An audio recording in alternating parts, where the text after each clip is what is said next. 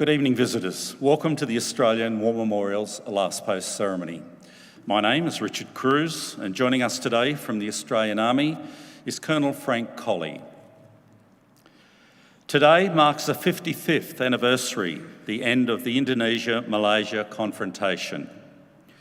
Indonesia and Malaysia fought a small, undeclared war between 1962 and 1966, which came to involve troops from Australia, Britain and New Zealand.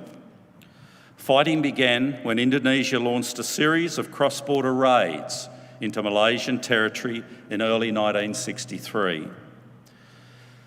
Australia's commitment to operations against Indonesia in Borneo and West Malaysia fell within the context of its membership in the Far East Strategic Reserve.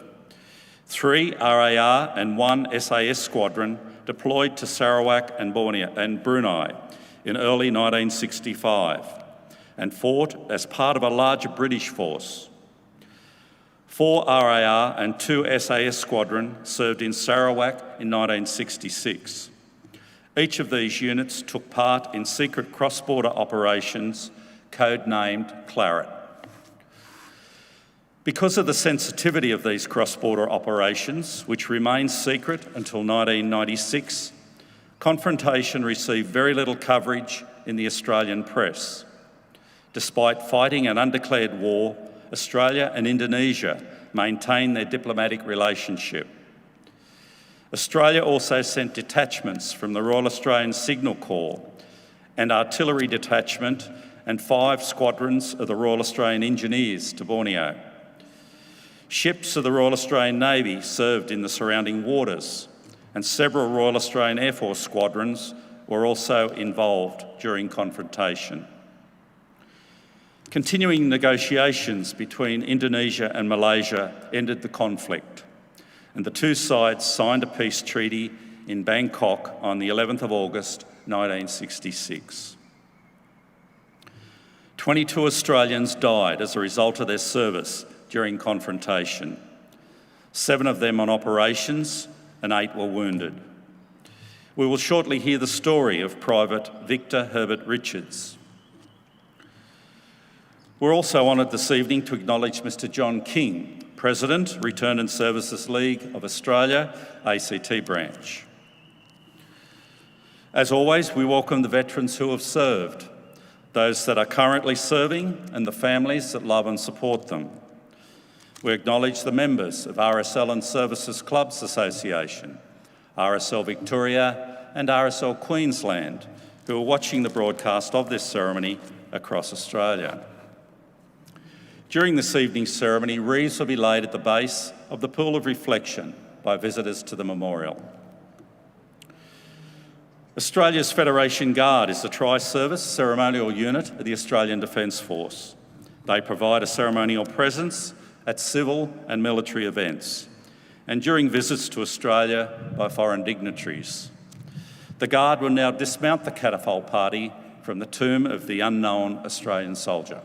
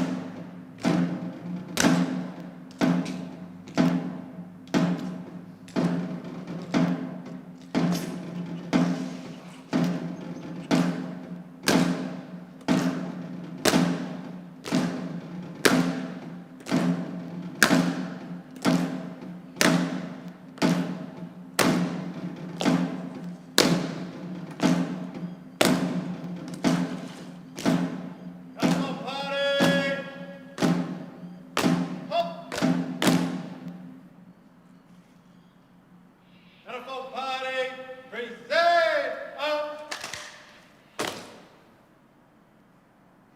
Colourful Party, reverse.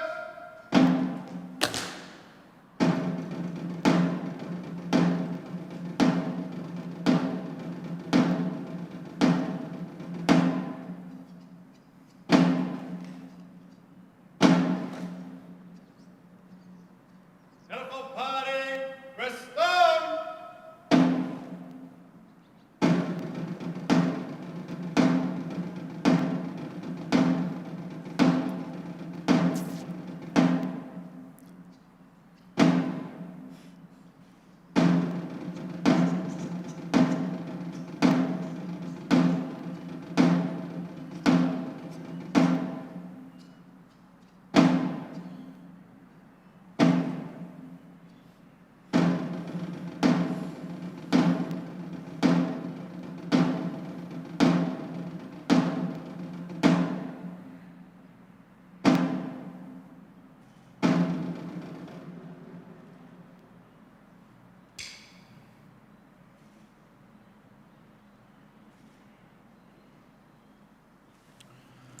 If you're able, I invite you all to please stand and join in singing the national anthem.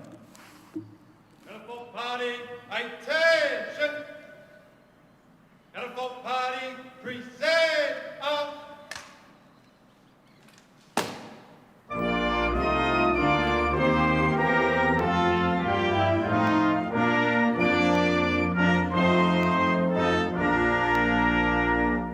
Australians, all let us rejoice, for we are one and free, with golden soil and wealth for toil. Our home is good by sea. Our land abounds in nature's gifts of beauty, rich and rare. In history's page, let every stage advance Australia fair. In joyful strains, then let us sing, advance Australia fair. Colourful Party, shoulder up. Colourful Party, order up. If you're able, please be seated. The Australian War Memorial was the vision of Charles Bean, Australia's First World War official historian. Bean landed with the Australian troops on Gallipoli and stayed with them at the front through to the end of the war. The idea of this national memorial and museum came to him at Pozières, France, in the depths of the bloody fighting of 1916. Bean's idea was that this would be a place where families and friends could mourn their loved ones buried in faraway places. It would also be a place that could help all Australians understand what these men and women had endured and what they had done for us. Bean's vision, to which we remain true, is best expressed as inscribed in the entrance to the memorial's galleries. Here is their spirit, in the heart of the land they loved, and here we guard the record which they themselves made. Tonight we'll read the story behind just one of those on the Roll of Honour, which lists the names of more than 102,000 men and women who have given their lives for us in war and on operations for more than a century. But first we present a lament, Flowers of the Forest. Wreaths and floral tributes will now be laid at the base of the pool of reflection.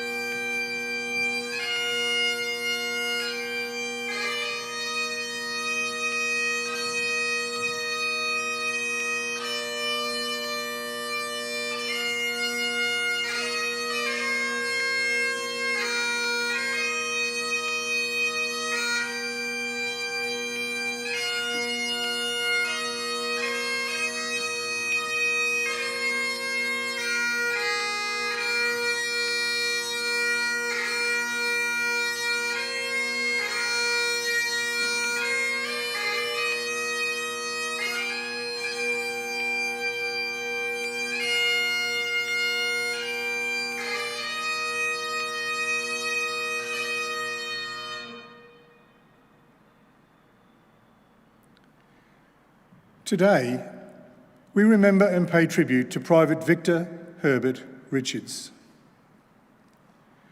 Known as Vic, he was born on the 25th of January 1942 in Lingfield, Surrey, England. Richards joined the Royal Marines in January 1959 on his 17th birthday. After initial training, he was posted to 40 Commando, based then in Malta.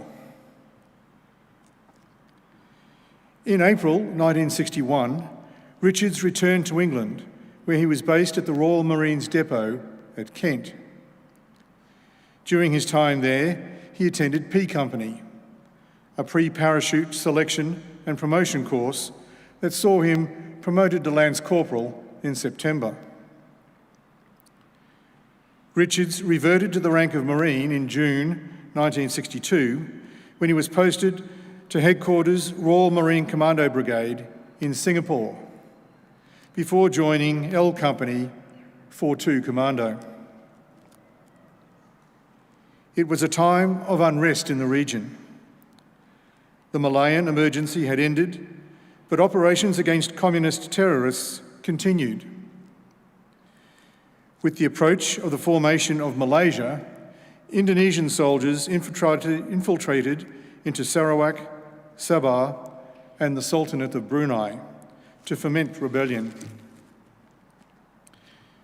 This led to the Brunei Revolt on the 9th of December 1962, when local militants seized the small town of Limbang, capturing the local British commissioner, his wife, and 12 others. The leader of the militants announced that the prisoners would be executed on the 12th of December. L Company 42 Commando was mobilised to recover the hostages. At dawn on the 12th of December, the Marines landed from the Limbang River and began their assault under heavy fire on Limbang. It's highly likely that Richards took part in the operation to rescue the hostages. He was awarded the Naval General Service Medal with Brunei clasp, specifically awarded to those members of the Royal Marines who took part in operations against the rebels. By the end of the day, the hostages had been rescued and Limbang had been cleared of rebel forces. 5 Marines had been killed and 8 wounded. The raid on Limbang was the opening round of what would become the Indonesian Confrontation. Richards returned to England in January 1964 and was posted to 4-3 Commando at Portsmouth. By this time, his mother and stepfather had moved to Australia and were living in Ipswich, Queensland. He applied for transfer to the Australian Army, telling one of his Australian comrades that he did so as a way to see Australia. Richard's service with the Royal Marines ended on the 11th of October 1964. The following day, he enlisted into the Australian Army for a period of 6 years. On arrival in Australia, he was posted to the 4th Battalion, the Royal Australian Regiment, based at Woodside in South Australia. The battalion was preparing to move to Tarandak in Malaysia, somewhat dashing Richard's plan to see Australia. At this time, the confrontation with Indonesia was escalating, and secret claret operations conducted against Indonesian forces in their province of Kalimantan had begun. 4 RAR arrived in Tarandak in August 1965, replacing 3 RAR, which had completed its service in the confrontation and was returning to Australia. In April 1966, 4 RAR deployed to Sarawak and began operations in the Bau area. The battalion also conducted a number of secret claret operations in Kalimantan.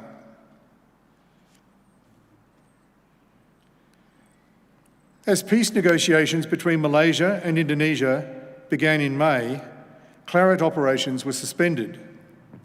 However, Australian patrols continued on the Malaysian side of the border. On the 11th of June, reports were received of a cross-border incursion by Indonesian forces. 4 RAR and 2 companies of the Gurkhas were mobilised to investigate. On the 15th of June, elements of the Indonesian force were encountered and a running firefight developed. Richard's 9 Platoon, C Company, was sent to occupy blocking positions. That afternoon, as a number of Indonesian troops neared their positions, the Australians opened fire, killing 2 and forcing the others to withdraw.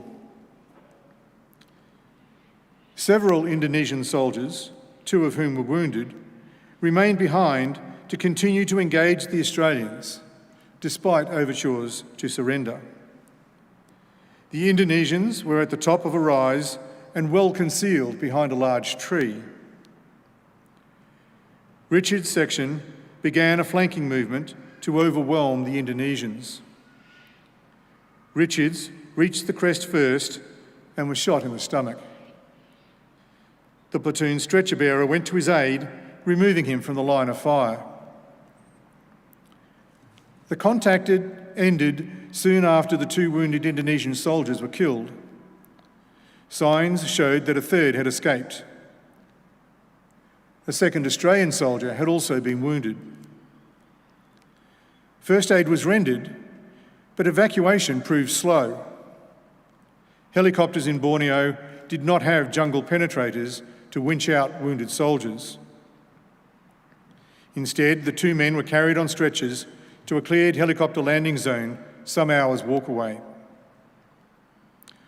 Corporal Bill Field recalled that Richards had lost a lot of blood but retained his sense of humour, cracking jokes with his mates during the evacuation. 4 RAR's war diary noted that Richards slept most of the way to the extraction point. It was dark by the time the stretchers reached the landing zone. Richards and the other wounded Australians were flown to the 15th British Field Ambulance at Kuching, arriving 30 minutes later.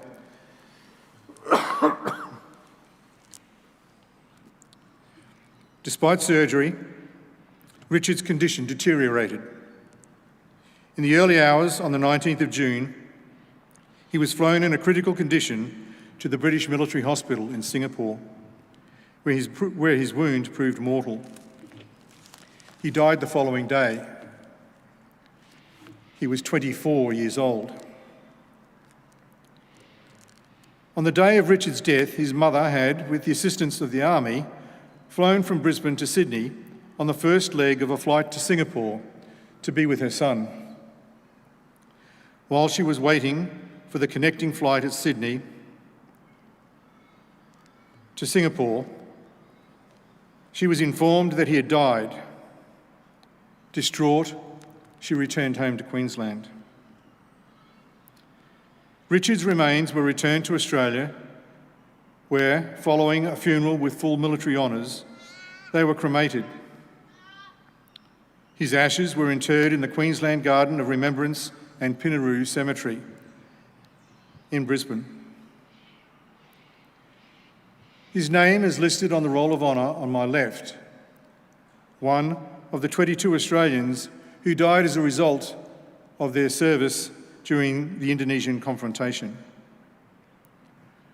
A photograph of his memorial plaque in the Queensland Garden of Remembrance is displayed today beside the pool of reflection. This is but one of the many stories of service and sacrifice told here at the Australian War Memorial. We now remember Private Victor Herbert Richards, who gave his life for us, for our freedoms, and in the hope of a better world.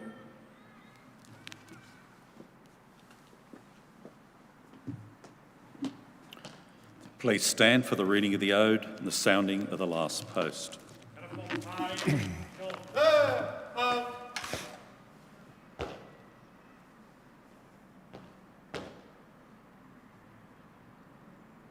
They shall grow not old, as we that are left grow old.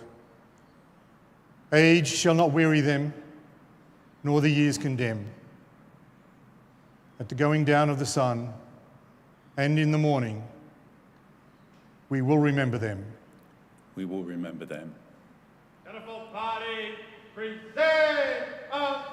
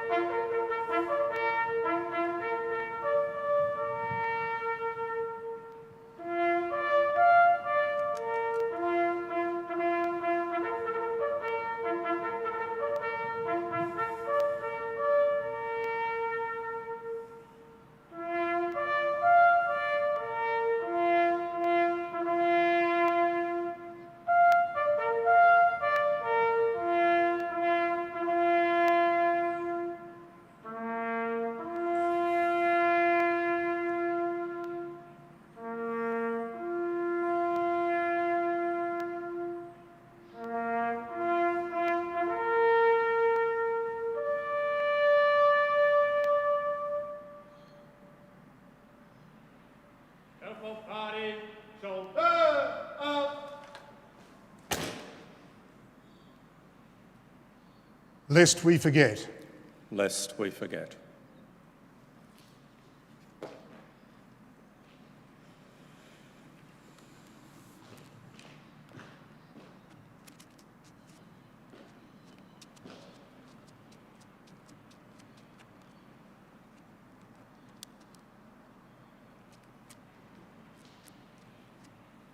Catapult party, inward turn.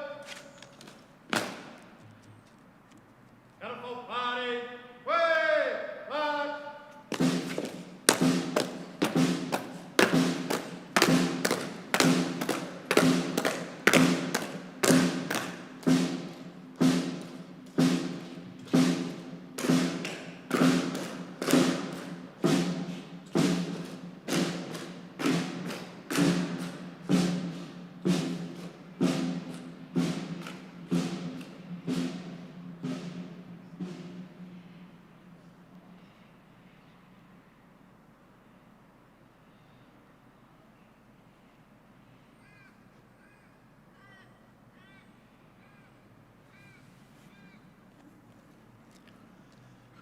We leave you this evening with the words of the memorial's founder, Charles Bean.